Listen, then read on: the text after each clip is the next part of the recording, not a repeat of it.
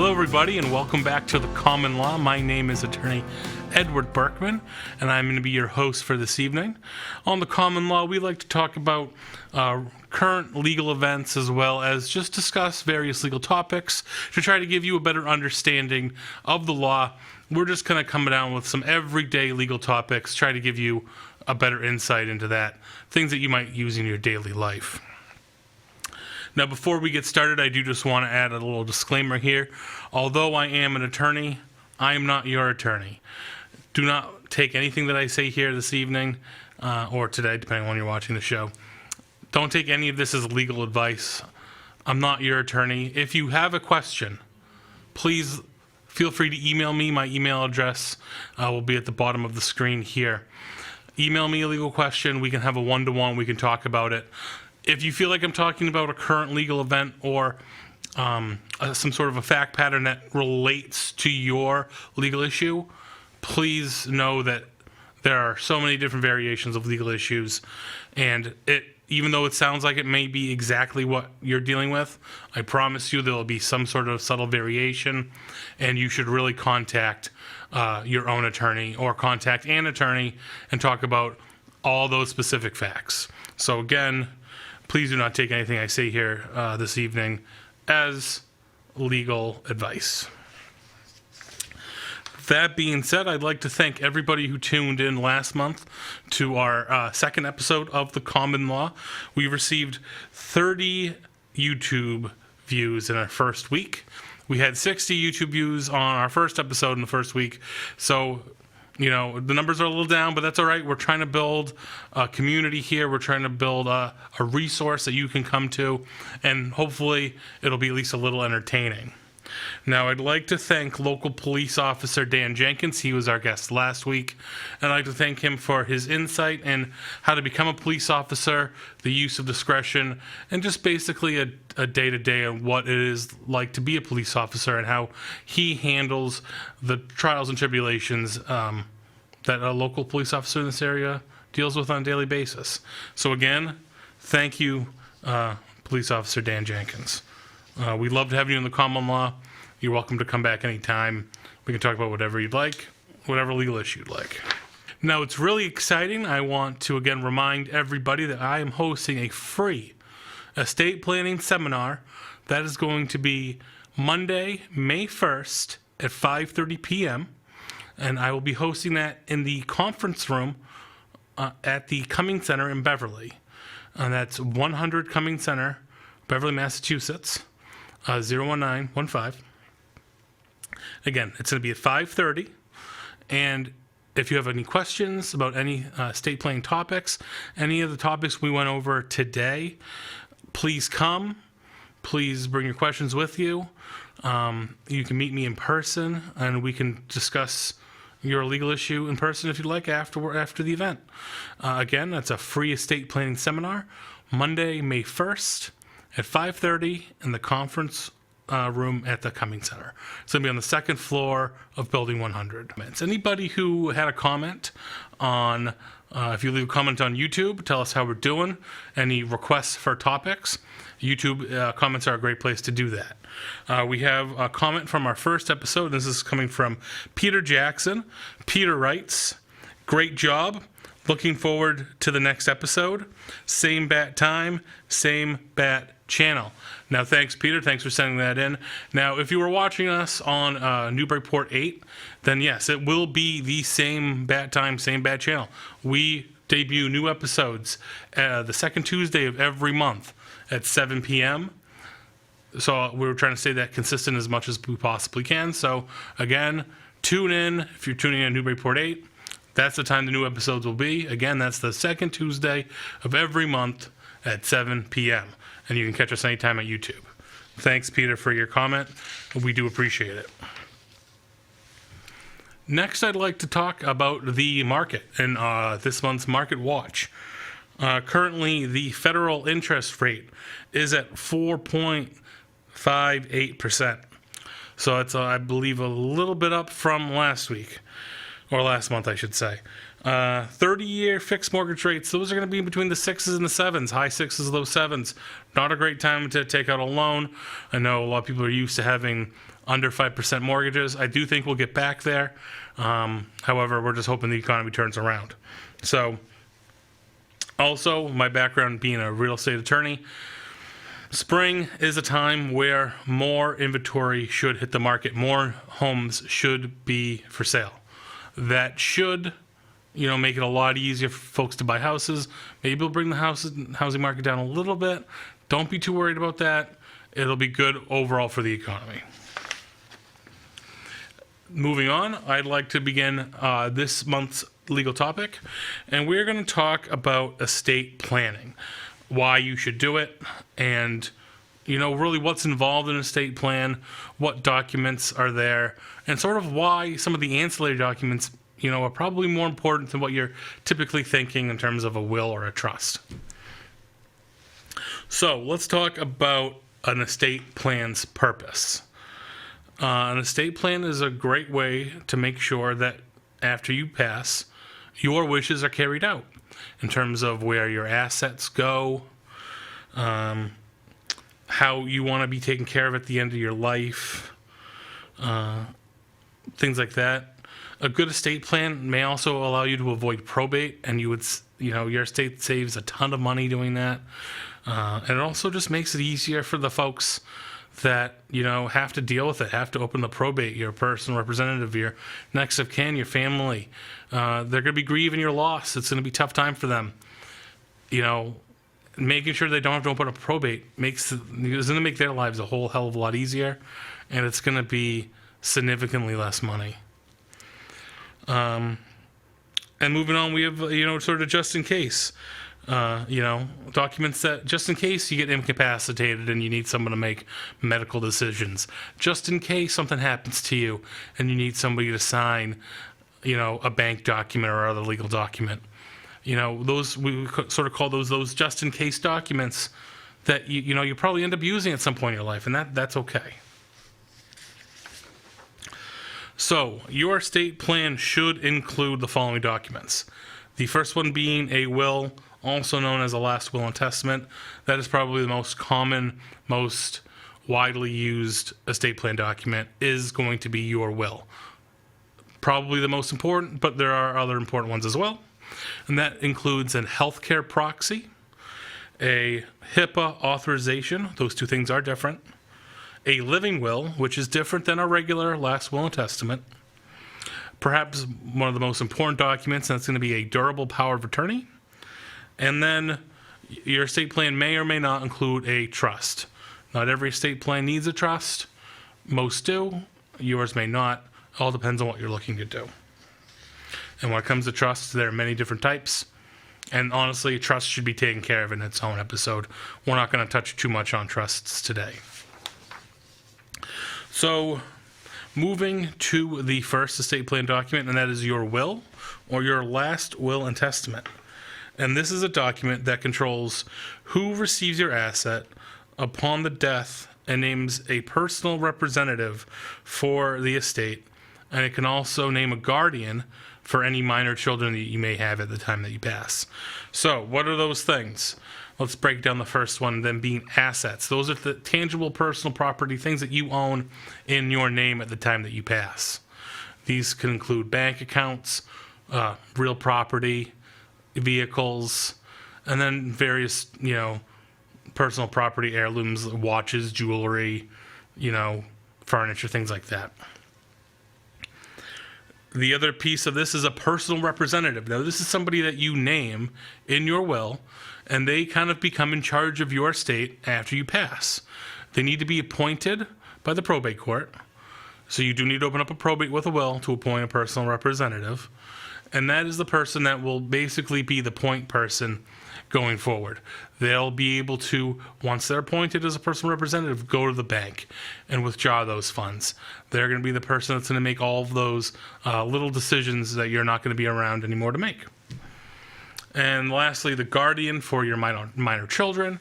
This is who takes care of your children after you've passed, who they want to live with, things like that. Who's going to take care of them, basically, when you're not here?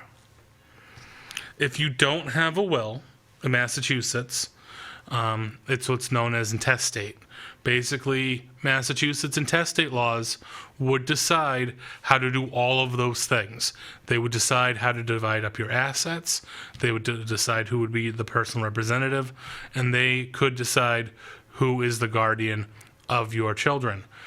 That's why it's important to have a will. If you don't want to leave these things up to a judge through a probate court proceeding, it's better if they have the direction of a will to sort of tell them what you want, where you want things to go, who you want to be in charge.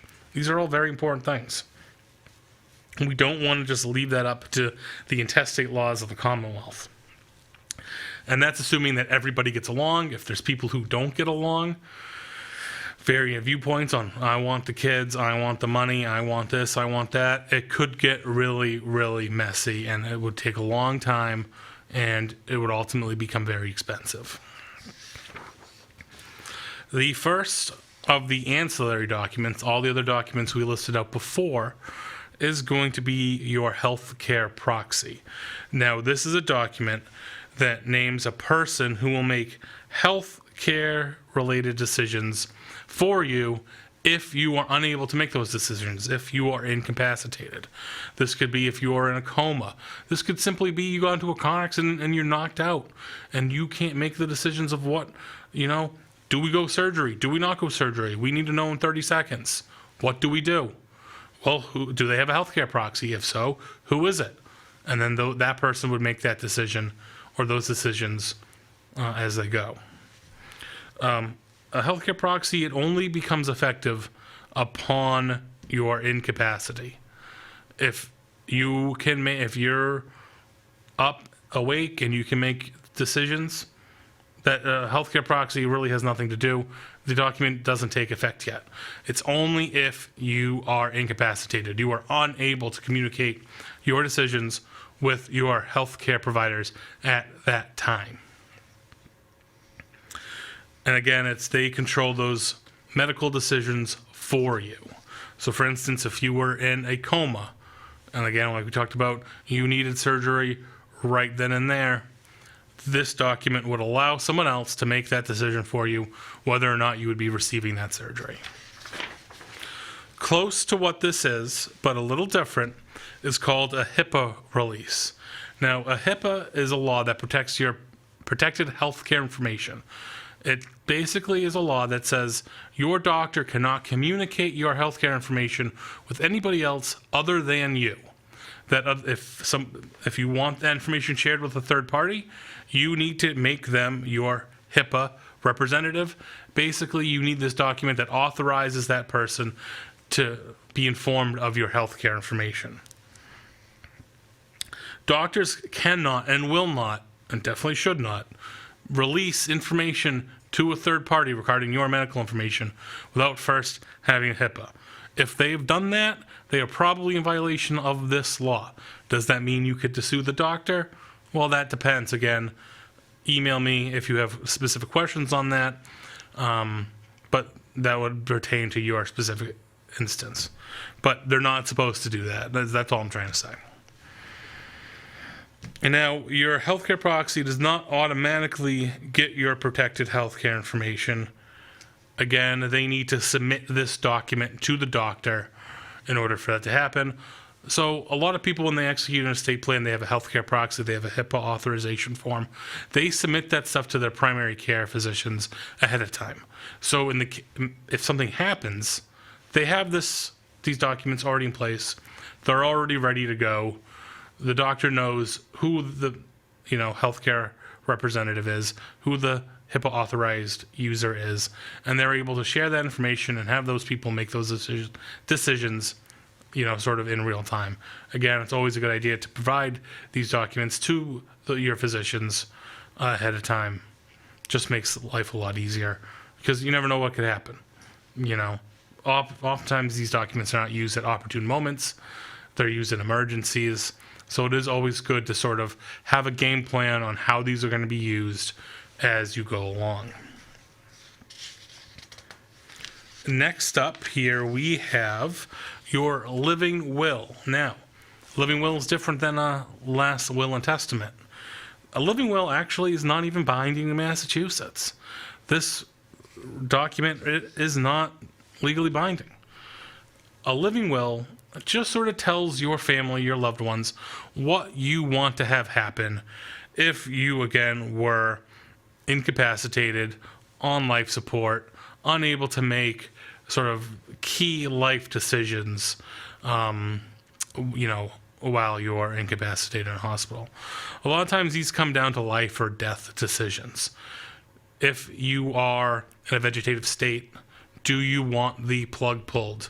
Do you want to be taken off of life support or not? That's basically what this document is.